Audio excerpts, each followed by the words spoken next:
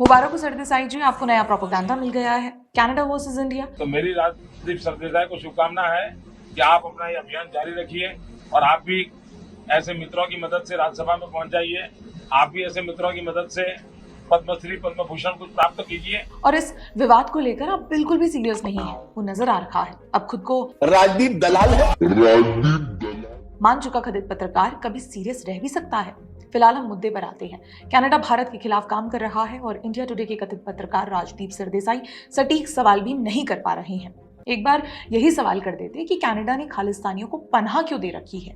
बजाय इसके Sardesai ji international news portal Washington Post के एक फेक आर्टिकल को कोट करते हैं। You're saying it's not going to fly, but the fact is, I'm just seeing a Washington Post has now come out with an editorial where they are suggesting senior government officials of India who are involved in taking on Indian dissidents, as they are calling them, which really were Khalistani extremists. KC Singh, in conclusion. नहीं सरदेसाई जी, आपको मैं correct करना चाहूंगी। Canada ने अपने Indian diplomats को देश छोड़ने का आदेश नहीं दिया, बल्कि भारत कनाडा के बीच विवाद बढ़ने पर भारत ने 6 कनाडाई राजनयिकों को निष्कासित किया और अपने राजदूत को वापस भारत बुलाया। मगर international news portal Washington post का ये आर्टिकल इस तरह से छापा गया जैसे कनाडा ने दोनों देशों के बीच विवाद बढ़ने पर अपने कनाडाई राजनयिकों को वापस बुलाया। वैसे इस दौरान सरदेसाई जी ने panelist MEA former secretary KC Singh से भी दोनों देशों के बीच कमजोर होते रिश्तों पर बात की, जहां KC सिंह ऐसा बयान देते हैं कि कनाडा के लोग गृह मंत्री अमित शाह को फंसा सकते हैं। What is the proof that your inquiry has come up with? But at the same time say that this is not a done thing, that you start naming the High Commissioner as a person of interest. Tomorrow you'll say it's a Home Minister of India. हैरानी की बात है कि इन लोगों को कनाडाई लोगों से ऐसी जानकारी कहां से मिलती है। शायद प्रोपेगेंडा से, क्योंकि international news portal Washington post भी अपने कथित आर्टिकल में यही बात लिखता है कि निज्जर हत्या मामले में कनाडा ने गृह मंत्री अमित शाह को आरोपी करार किया है। ऐसे में सवाल है कि ऐसे फॉर्मर सेक्रेटरी को ये सारी जानकारियां मिलती कहां से हैं? कनाडा जो भी भारत के खिलाफ करना चाहता है, क्या वो उसकी जानकारी ऐसे फॉर्मर सेक्रेटरी को देते हैं?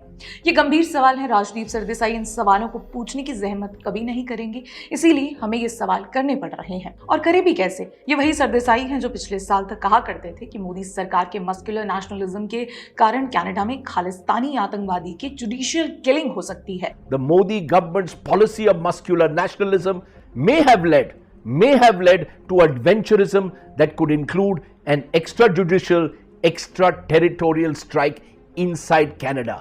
Let's be clear. जिसके बाद वो कहते हैं कि इसे दुस्साहस कहते हैं और कनाडा में छात्रों और भारतीयों को जोखिम में डालना कहते हैं।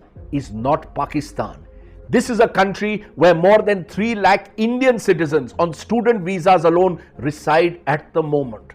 अब ऐसे में साफ नजर यही आता है कि भारत के कथित पत्रकार सरदेसाई ट्रूडो की भारत विरोधी लाइन को आगे बढ़ा रहे हैं, तो ये भला कनाडा पर सवाल कैसे उठा दें? क्यों सरदेसाई जी, क्या बात है? एक और प्रोपेगेंडा मिल गया आपको, केंद्र सरकार के खिलाफ मोर्चा खोलने का प्रोपेगेंडा करना छोड़ दीजिए, कभी पत्रकारिता कीजिए, आपको अच्छा लगेगा।